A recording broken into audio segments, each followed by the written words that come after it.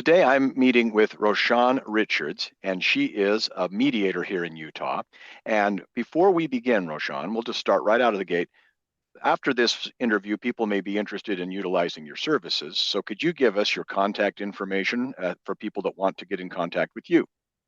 Absolutely. They can contact me either by my cell number, which is 801-830-9016, or sometimes it's better to reach me by email, which is rrichards, so two R's together, rrichards at meridianmediation.org, O-R-G. So that's every possible way to misspell an email address. So first of all, we've got org, which is a little unusual. So keep that in mind, folks. And then how do you Right. spell Meridian? Because that has It's, multiple spellings. yes, it's Meridian. And then mediation, I have to think about it, Yes. Meditation.org. Yeah. Meridian Mediation. And so that's R Richards, no underscores or dots in No, between. no, And Meridian just easy. Mediation is all one word as well, .org. Right. Thank you so Yeah, and if much. they want to find, they can also go on to the state website and look under mediators, and I'm listed under there as well. And and for those of you that are learning about mediation for the first time, there is a roster of court annexed mediators. You can read more about her there. But if you don't want to go to the court annexed mediator website, we can just listen to Roshan right now. So she's going to tell us a little bit about how mediation works generally and then her personal approach to mediation, right? Yes, Okay. yeah, I'm happy to do that. Let's start with this. First of all, people like to know what you bring to the table as a mediator, and I will tell people because I'm a practicing divorce lawyer myself.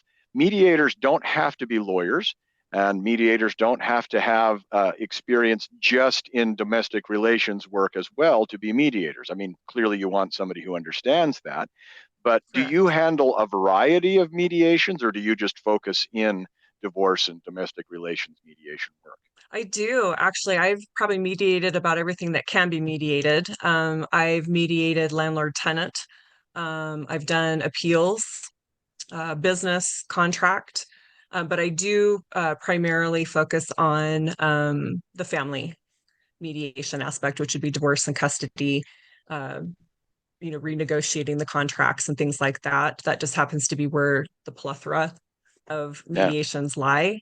And I am Well, I court find that rostered. So interesting. Do you find that doing a variety of different subjects helps you to kind of cross train so that you're more effective as a landlord tenant mediator because you've worked in domestic relations and better at domestic relations because you've worked in landlord tenant, for example? yeah, absolutely. I enjoy it actually because there's always something new to learn and to be offered by it. And the little nuances that are different just kind of, I feel like keep me sharp and being able to understand and keep up with the different types of laws that Yeah, are required in Utah. I agree. I think that's good because you learn things about the cost of mortgages. You learn about refinancing, and you learn about stuff like that that may be in the course of a landlord tenant mediation or something. And then lo and behold, you get to a divorce where there's all sorts of complexities. It's like, oh, it's a good thing that I have been exposed to this before. So that's good to Yeah, know. And absolutely. Yeah, and you deal with I've a variety of people too in yeah. different ages, different categories of wealth or affluence and things like that, I would think. Yeah, absolutely. So all walks of life, different cultures, different understandings, and so it definitely keeps you on your toes. But I enjoy the process because it helps people to come up with solutions that they wouldn't necessarily find in court, and it helps them to. It's usually a very difficult time in their life because they're dealing with a very difficult situation, whether that be divorce or it be, you're having a difficulty with your landlord or, you know, something that's going on with your business that can cause a lot of stress. And so the mediation process helps to bring kind of a level of peace and understanding. Like even if there's not a solution, which usually there is some type of solution, like you'll get a partial or a full or no solution. But even if there's no solution, people have walked away from the table going, I did everything I could, and now I know the only option I have is court. Yeah, what's wrong with court? Well, nothing Eh, Oh, if there's plenty you wrong with like a court. Like I cookie said, I'm cutter I'm a solution. lawyer. Yeah, I'm a lawyer, and the longer I practice, unfortunately, the less faith I have in the legal profession and the legal system as far as a economical, expeditious, and equitable way to solve problems. There are Right. situations where you really have no choice, but, and I will also say this in fairness, there are some mediators who think that it's a panacea, it's a cure-all for everything. But why don't you tell people that are new to this uh, and are contemplating going to mediation, especially in the, and we'll just focus on divorce or child custody, domestic relations from here on out. Why Okay. don't you, as best you can, why don't you tell us what makes mediation preferable to litigation, just to try it, even if we don't, nobody knows in advance if it's going to work, if we're going to settle. So why go to mediation at all? You kind of alluded to that at the beginning, so let's develop that a little longer. Okay. Mediation is a wonderful process compared to going to court. And it was knowing what I know now, because once upon a time I didn't know anything about mediation. I'd gone through one myself and I was like, oh, this is an interesting process. Um, Knowing what I know now, I would always 100% of the time choose mediation. I guess I shouldn't say 100%. There might be a few exceptions, but most of the time I would choose mediation because when you go to court, it's a one size fits all solution. They are restricted by the parameters of the law. When you go to mediation, the parties that are involved have the capacity to be able to come up with a solution that works for everybody, or that at least that they can live with. I mean, I've And let never me really had interrupt you anybody there. leave. What Yeah, that means is you might in mediation reach an agreement that the court could not impose upon you even if it wanted to. correct. So there are some times where the court only has, just by way of an example of two choices. I can do this or I can do that. Whereas in mediation, because the parties can reach agreement, they might come up with an agreement to do something that the court can order them to do because they agreed. But if they didn't reach agreement, the Yes. court would say, my hands are tied and I must either do this or that. So Yeah, that's there's not that's the many one shades part. of gray. There's not many shades of gray in court. It's pretty black and white. And so when you do a mediation, you have the capacity because you know your life better, right? You know Mm-hmm. how your kids feel, you know what your kids want for the most part. And I do believe that the majority of people, they do want to try to find a workable solution, but there's a lot of sometimes there's anger, there's pain involved. And it's the mediation allows you to work through that where the court's like, I don't want to hear it. This is the ruling, this is what the numbers say, and you're out. Wait a Where minute. the Those mediation you those can be mean, heard. insensitive courts. Why don't they want to hear about all the difficulties and pain and background? Why don't they want to?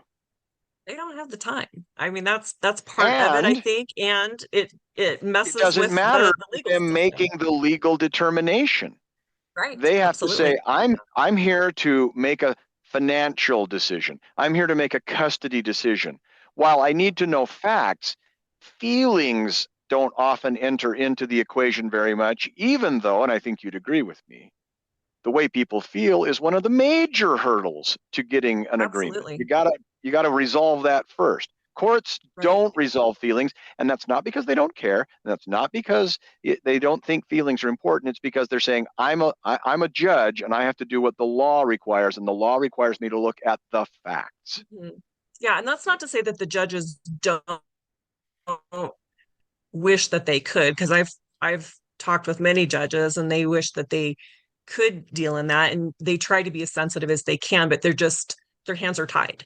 Where that's and as the mediation program has developed within the state of Utah, I think a lot of the courts are embracing it much more because they realize that it is an excellent tool to be able to help people to do things that they can't do. I mean, in my opinion, court is what's left over after um, mediation has run its course and they no longer can agree upon things. And sometimes that does happen where it just needs to be the court says so because they cannot mediate it. But for the most part, it's a really beautiful process. Okay, One well that people find very. let's Go talk ahead. about the process, and then let's talk about next when it's better to go to court than to go to mediation. I think that's the Okay. natural way this would unfold anyway. So Okay. for somebody who, because a lot of people will come to me saying, hey, no offense, but I don't want to hire a lawyer. And I've heard that mediation will save me a lot of time and a lot of money, and it's way easier than going to court. And I will concede. Mediation, when it works and when it works well, is faster. is less expensive than litigation, and does end up with people feeling better than going through the meat grinder of a trial. Okay. Correct. That stated, not everything's going to work in mediation. So let's find out what makes for Correct. a good mediation. Let's find out what makes for a failed mediation, and that you may have no option but to go to court. Okay, those are kind of loaded. Well, they don't. Um, I don't mean to be. What I'm saying is, what no, no, I know let's you talk. don't mean Yeah, to be. I'm trying to let's figure out how talk to. about the process, and in the course of talking about the process, talk about where mediation can't work if the participants uh, aren't supporting the Okay. process. Okay. So basically the process is you come together with all of your documentation, no different than if you were going to divulge it to the court, right? There's a certain amount of fact finding that we have to have the numbers, we have to have what it is that you want, what if, like, we'll take an example of somebody who's going through divorce and there's children, there's minors, okay. They want to know kind of like who's going to have custody. We're gonna want to know. We'll have to figure out child support. We'll have to figure out how to. I apologize for that. We have to find out um, like if there's bank statements, if there's a Yeah. mortgage, all of those types of things. Those Is one of the children a gifted musician who might have additional expenses beyond what an average child Mhm. would have? Things like Right, that. It's right, like, are we going now that we're getting divorced? Who's going to pay for that? Don't expect me to pay for that. I never supported these piano lessons, or something like that. Or right, right, I'm afraid our child will be harmed in this sport, so I don't want to do it anymore. But yet this is a right. And I've gifted seen child that. that might Yeah, get a I've seen that. scholarship or something like that. Yeah. I've had situations where people didn't want somebody taking a child to a chiropractor.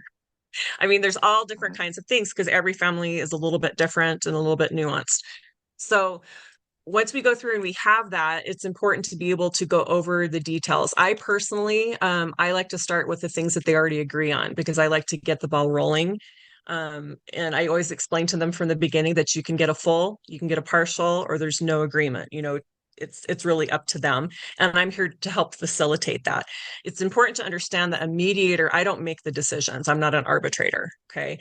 I basically help them to come to a solution that both of them can live with. And Yeah, so but can't that I takes save money on a lawyer by having the mediator explain the whole legal process to me, and maybe even say what she thinks, in your case, I ought to do? I mean, that would be That's a really really great helpful to me in question. No, you mediation. cannot, because a mediator is not allowed to act as an attorney. I'm never allowed to give any type of, first of all, I'm not an attorney. So, but second of all, if I were, that's not what I am acting as an attorney. So I'm not allowed to give legal advice. I actually appreciate more being able to have an attorney there. I've mediated a lot that were pro se, meaning that the people just represented themselves. I've done that a lot, but it does seem to make it go a little bit faster if an attorney is present because I can then turn to the attorney and say, well, based on your experience going to court, what do you think is going to happen if they take this stance? And there's a Okay, little bit of a reality check there, let you me ask know? you another question. What about the mediator kind of telling me, hey, this looks like a pretty good deal? Kind of acting as a sounding board for me. Can't you give me your opinion as to what I should do and whether I should settle in mediation? I've seen mediators do that. That's not within our purview. We should not do that. I can tell people what I've seen other people do, but I'm very hesitant myself to give advice because I'm going to tell you, um, I don't have to live with the consequences of those choices. And for me to say that I think that they should do something, I believe is unprofessional on my part because I don't understand the full. I'm just understanding what they're giving me, the picture And that as they're an drawing for me. And that's a really short, and I may not have all the information. I mean, sometimes it takes me an hour and a half for me to dig through because sometimes people don't even really know what they want. They think they want one thing, and then we get an hour and a half into the mediation, and oh, it's really Mhm. something else. So there's a and I discovery process that's there. and I will point out that if you want the mediator to be neutral, then you can't be asking the mediator for her personal opinions as to what you should do, because then you would expect the mediator to tell the other side the same kinds of things. And so if you're saying, oh, this is a really good deal for you, you should take that before the other side comes to their senses. Just imagine what would happen then if you go over there and say, hey, don't offer this. You could offer a lot less or something like that. So Yeah. folks, Yeah, our remember the job, and mediator. Yeah, we're I think, trained to be neutral. We're trained to be, and that's not to say that we're perfect all the time, but we are trained to be neutral. And so while I'm working with the parties, I'm also paying attention to what's going on inside of me to make sure that I'm not being impartial or I'm being biased or things like that. Because if I ever feel professionally like I'm in a position where I can't stay neutral, I will have to end the mediation and recuse myself and have them go to somebody else because I want tell to me make if sure that they're getting that process that they deserve. tell me if you like this analogy. You can go to the used car lot and you can have someone try to sell you on something. Or you can go to the used car lot with a trusted friend or even a professional, someone who's a curator, for example, and could say, the choice is ultimately up to you. But I can tell you that this is good for people that like to drive in the city. This is good for people who like to drive in the hills and in the mountains.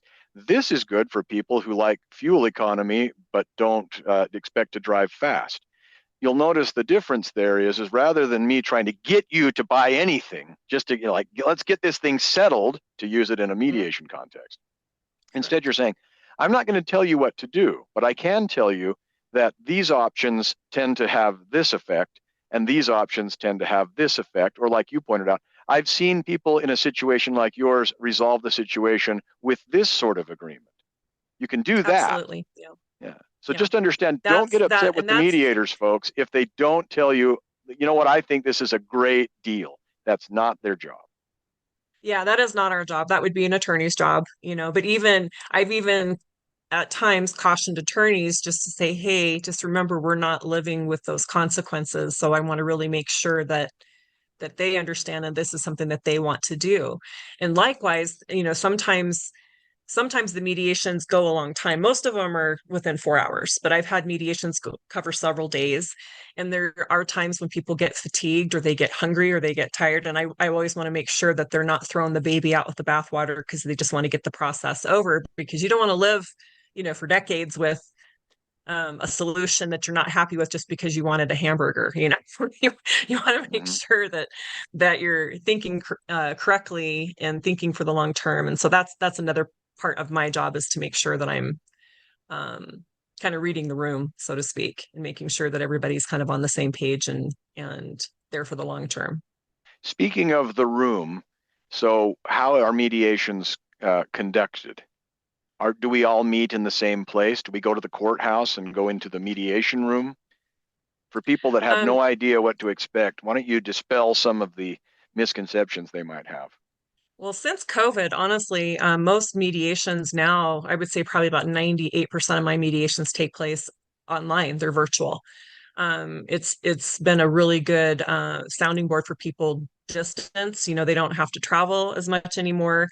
You can do breakout rooms so people aren't even on the same screen if they don't want to be. And I will shuttle. That's the term we use, shuttle back and forth, relaying the messages for both parties back and forth and what their offers are. When we do meet in person, it's very rarely at the courthouse. I've done it a couple of times, but the courthouse doesn't usually offer those types of services unless it's something that they uh, particularly court order right then and there. I've done mediations at attorneys' offices. I've done them at the American Fork Library because people have a tendency to be quiet in a library anyway. So that's a good way to do Ah, it. And we just shuttle the room back and forth very smart. that way. But it's just as creative kind of as the mediation process as far as how we want to meet. I've done one where I've been with one client and the other one was in a different state and we've done it over phone. So Okay. it's basically it's there for you and for your convenience to be able to do it how you need to do it. Okay. And so you can use your smartphone for Yeah. for an online mediation. If you have a smartphone Yes. with an internet connection, then you can be Yep. equipped to do that. Absolutely. And so that is nice. I Absolutely. agree. It's wonderful when people don't have to travel tens of miles or hundreds of miles. And it's nice when people don't have to be in the same room because it does tend to, what would you say, diffuse the tension to some extent Yeah. because you can't reach out and punch each other. Yeah, Uh, right. and, I've never had anybody do that. yeah, So and I'm pretty yelling at clear up each front other how I doesn't have handle. this. Yeah, yelling at each other just doesn't have the same oomph No, when you're not in the same room. You know, you can't really. There's no right. phone to slam down on the cradle anymore. For the kids, we used to have phones Yeah. that had cradles. Yeah, Anyway, I'll be honest though, yeah, sometimes it is beneficial if people are willing to meet at the beginning when I go over the rules of mediation to get everybody on the same page. It is if people are willing to meet together at the beginning, at least that is beneficial, at least for me as a mediator. I can't speak to other mediators, but for me it's a little bit beneficial just because I can kind of see how they interact and how how they work together. But a lot of people just say no, or one party will say I don't want to be in the same room, and so we just start off separate. And you can see both the parties have to be benefits. in agreement to do that. You Yeah. can see the benefits of not being across the table, literally or figuratively, when you do shuttle mediation. Could you just tell Mhm. us the major downside to shuttle mediation if it's not really necessary? If you're truly afraid of your spouse, or if you have been emotionally or psychologically abused, I understand the need or the desire for not having to see them or speak to them face to face. Yeah, of But course, tell sure. us the major downside to first of all, you don't have to engage in shuttle mediation, folks. Mm-mm. You can talk back and forth. You can negotiate as if you were sitting across the table over lunch or something. So tell us, we can see the benefits of shuttle mediation. What are the major downsides of shuttle mediation? Just so people know, since so many mediators will basically kind of force people into it and they don't even realize they have a choice. Yeah, like I said, I always want to leave it up to the people. And I've actually had, before I answer your question, I've had situations where we started off shuttling or separate, and then we've come together. So, And I assume you've had the opposite as well, where you've started oh together and yes. ended up going to shuttle. And Okay. I've been like, you know what? I think I'm gonna call this, we're gonna separate into different rooms because I feel like so basically what it is, it's time. I'm very conscientious to make sure that I'm not wasting people's time. Do you know what I mean? Because you're paying money to do By the this hour. and by the hour, Yeah. yeah. And so I would say probably the major downside to it is it does take a little bit more time. And I have to be like particularly very careful to make sure that I am presenting exactly what it is that that side wants to the other side. I have all these notes that I'm writing down to make sure to do it, but it does take more time um, in the process. So you probably will spend a little bit more money, but that's not a bad thing if I mean, your safety's worth that. Do you know what I'm saying? Because some people have a partner that's likes to intimidate, and we don't want that or to have that And in the it's nice to process. And be so if you it, feel safer, yeah, it's nice to be able to think without feeling like you have eyes boring into the back of your head or you're in the right, hot seat too. right, But remember, folks, if you're talking about something like, okay, you get the candlestick, I get the chair, you probably can do that just going back and forth as opposed to having to have the mediator shuttle back and forth. So just remember, shuttle absolutely, mediation yeah, is not required. And there are some correct, mediators that don't even tell you that. So kudos to yeah, you not for required. letting people know. Yeah, a All mediator right. should I feel like a mediator should ask that at the beginning. Do you want to start off meeting together or do you want to be separate? I also do things a little different than some mediators. I will actually ask the parties if they have, and I think I mentioned this earlier, but I'll ask them if they have any agreements that they've already made. Like, have they already Yeah. separated some of the stuff, their belongings. And so I'll have them bring that to the mediation and we can start off with that, just get that out of the way so there already is some momentum and we don't have to waste time talking about it over again in mediation. What what if you what, what if somebody does something that you think would be useful? Or okay, what if somebody does something and I'm in a mediation and I think it would be useful for the court to know about that? So how do I get you to tell the court about that? Do I get an affidavit from you? By the way, folks, this is a trick question. Do I get an affidavit from you? Do I have you show up and testify at trial? Or like, how do I let the court know about the shenanigans the other party was engaging in during mediation? Yeah, you're just trying to see if I'm a real mediator here. This is cute. No, Exactly. actually, that's not allowed. So one of the things that we go through at the beginning, are the rules of mediation, and one of them is that I will never be subpoenaed by either party to testify in court.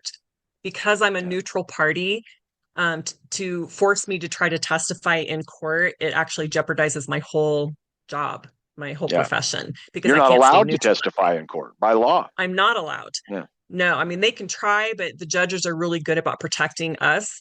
And it Yeah. wouldn't be smart anyway, because I do take all these notes. But once I write the memorandum of understanding, which is my understanding of what the agreements are in mediation, And that the that you parties would take to sign have, if they've reached yeah, that agreement. they Yeah. would sign, take to an attorney, have them look it over, is what my suggestion would be. Write up the stipulation to submit to the court. I destroy my notes.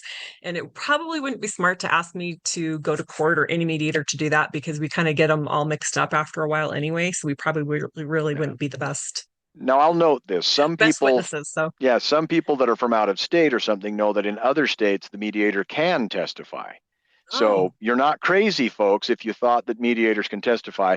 They can in other jurisdictions, but in Utah, the divorce mediator or the child custody mediator cannot testify. which I Okay? appreciate, because Yeah. it would put an undue burden. It would add a whole other layer of just being cautious about what we're saying and what we're doing, Yeah, beyond what you we're can't already freely discuss things responsible for. yeah. Yeah. Yeah. And I just don't think you would get as much of a true mediation process that way. So Okay, it's let me ask you beneficial. another question.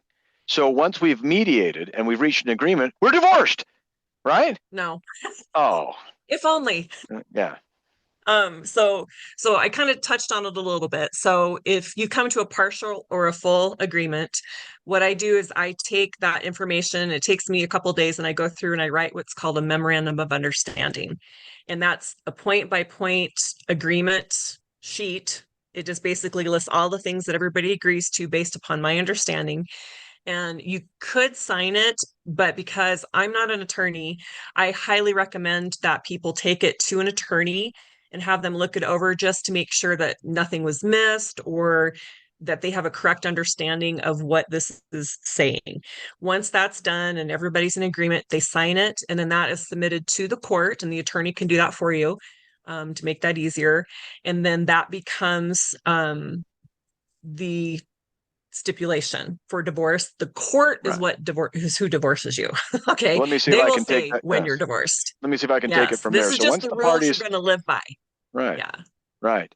Once the parties have an agreement, then what happens is the agreement becomes incorporated into the decree of divorce.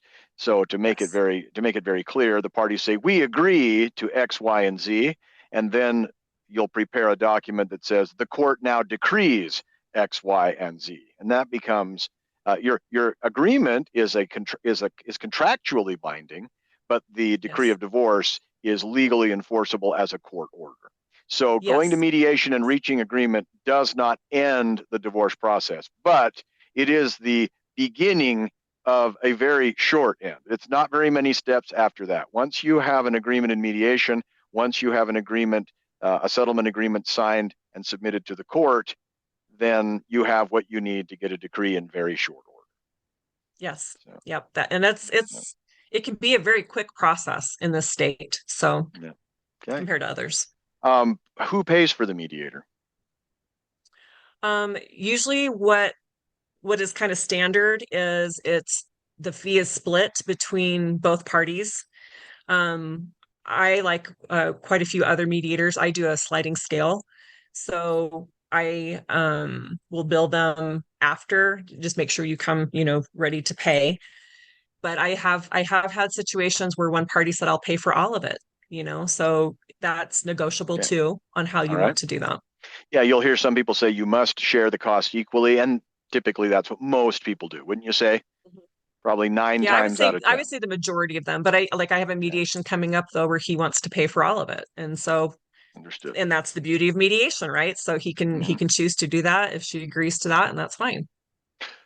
What's the way that people can get the most out of the mediation process so that it's productive as possible? And on the flip side, what are the things that people fail to do that makes mediation waste a lot of time or fail to do what it otherwise could have done? I'm so glad you asked those questions. So this is important. So listen, okay. So if you come with an outline of what it is that you want to cover, what issues do you want to cover? Are we going to be talking about property division? Are we talking about who gets the house? come with the paperwork too. So it's good that you know that you want the skidoo and you want the four-wheeler and he wants, the gun and whatever, but we need to have the And the paperwork boat. on Yeah. there. Yeah. The what? Yeah. And the boat. Yeah. You get the skidoo in the Well, trailer, the and boat. Yeah, he the gets boat, the gun in the right? boat or something like that. Yeah, Yeah. right. We're going to split custody of the dog. I've seen that happen too. Mm-hmm. But come with the valuations. That eats up more time, I think, than anything else I've seen, is when people come and they say, I want this. And then we spend all this time looking up Kelley Blue Book and all these other things to get the valuation. We have to have that because you have to understand, if you go to court, they split the baby in half, so to speak. So if you go, it's halves for the most part. So they have to have the valuation of the car. They have to have the valuation of the RV. They have the valuation of the house. Let They me have give to him know an how much example. equity is in the house. Yeah, let me give Do him all an that footwork example. before. So if Yeah, I go get a ahead. car worth $10,000 and you get a car worth $3,000, then that means you're going to have to get some other things worth to bring it up to an equal division of value. So you get a car Absolutely. worth Yep. $3,000, but that may mean that you also end up getting the TV and that you end up getting, I'm trying to think of things that people share. You may get some more furniture or some things like that. So Mhm. without values, it's not like, well, we both got a car. It's like, yeah, that's true in one respect, but they're unequal in value. We've got to make sure that we have the values equalized if the parties are interested in an equal division. If they're not, then Right. that's different. But even knowing And that yeah, and if helps. they're okay not having that, that's fine. But like one car might have a bunch of money owed on it, or they might be upside down it, and the other car might be paid off. So that's what the court looks at.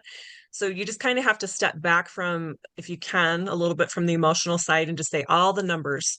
I would have to provide all these numbers to the court. That's the same thing for the mediator. We need to have all of that information to be able to go through that. If you don't know, if you haven't come to an agreement. And sometimes I'll have people, they'll agree on everything, like all of the property, but they might have one thing that they're not in agreement on.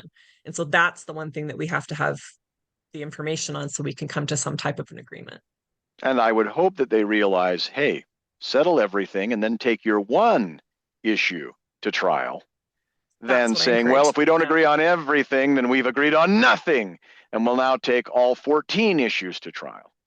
Yeah. There's really And no that's going to be reason to do that. expensive and that's going to eat a lot of time. So, Yep. and I'll be honest, I've had people come into mediations where that's been kind of the attitude at the beginning.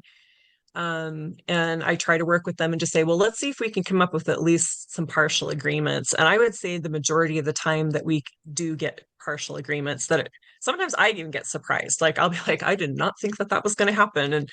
And people will come together and they will mediate it and they'll come up to an agreement and they can get all of, the majority of the stuff out of the way, but maybe they still don't agree on the custody or they still don't agree on, how they're going to handle the house. And so those are the two issues that they take to court.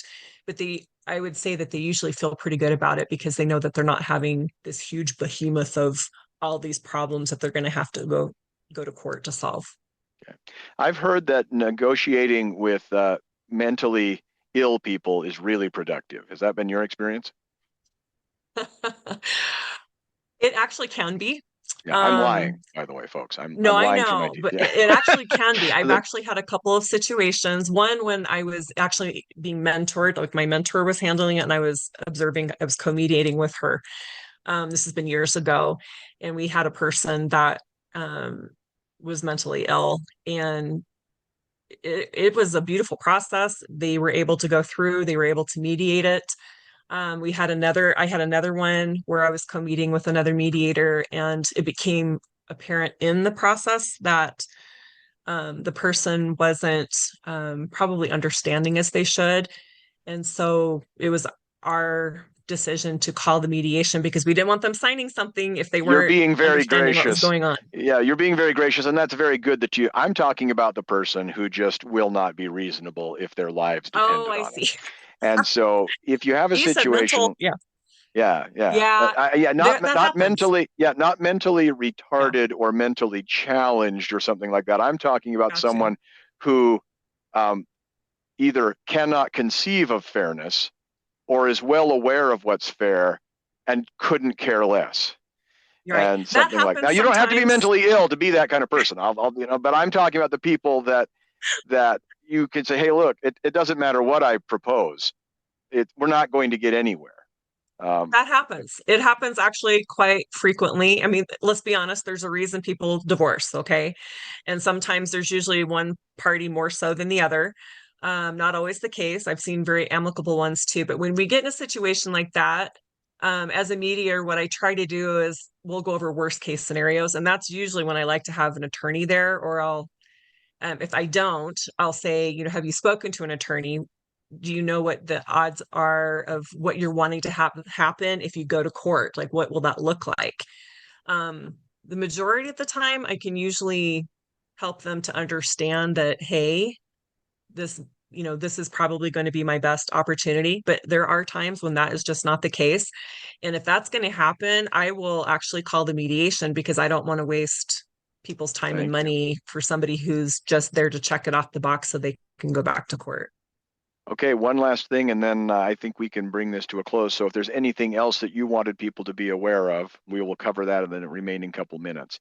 Do you ever see people that reach settlements because of their sunk cost? Do you know what I mean by that? Where they're like, I don't really like No. this option, but I've been in mediation for 4 hours, so I guess I should settle because I don't want to waste all that Oh, money in mediation. Do you ever see people doing that? um, very rarely. Like I said before, that's kind of a situation where I have to be reading the room to make sure that they're not. It's more like they're feeling just kind of beaten down. I think I've probably seen it more of that they're Sure. just tired of the situation and they just want to be done with it and just give her or give him, give them what they want. I'm just tired of the situation. And that's when we kind of have to step back and take a breath. Because like I said, I don't want somebody living with solutions that aren't going to fit them for the next however many years. But you're So not we'll there step to back tell and them, hey, you're not thinking clearly. You could end the mediation, but you can't really mhm. tell people, don't do it. This is a bad idea.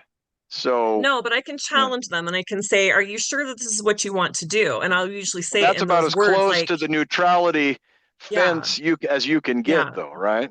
And I So can say, keep "I'm that in. Yeah, concerned. I'm concerned that you're wanting to end this because you're frustrated or you're feeling whatever."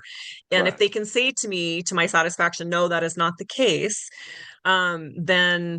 then I can go ahead and do that. You But can go ahead and finish. sometimes I had a situation once where I was like, I think we should end the mediation for today and we need to reschedule for a different time because I wanted the person to be able to step back and have a few minutes. I didn't want them to have buyer's remorse, so to speak. Hmm. And it ended up being the right call because when we came back, they were more energized and were able to come back and come up with better solutions for everybody involved. You know what I mean? So I do. I think it's a lot lies with the mediator to be able to understand how people are feeling in that situation, I think, as best as they can, and to be able to guide it and steer it in a way that's beneficial for those parties. Okay. Thank you so much for the time, and thank you for being so candid with us and being My willing to, pleasure. to pull the curtain back. Not that it's ever shrouded in secrecy, but thanks for telling people what really goes on. And I can tell you, as one who's been to hundreds of mediations himself, this is the way things go. What Roshan has described to you is what's common in most mediations with uh, most normal, reasonable people, and even some unreasonable people. So if you would like to call Roshan, would you and utilize her services or ask her some other questions about how she conducts mediations, would you give us your full name again and your contact information? Absolutely. So my name is Roshan Richards.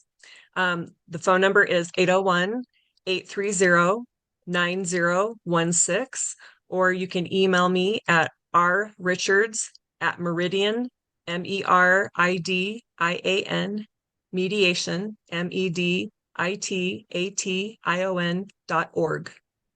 Okay. And we'll also put the information at the end on the title card of this interview so people can see that and write that down as well. Thanks again. It's a pleasure. Thank you.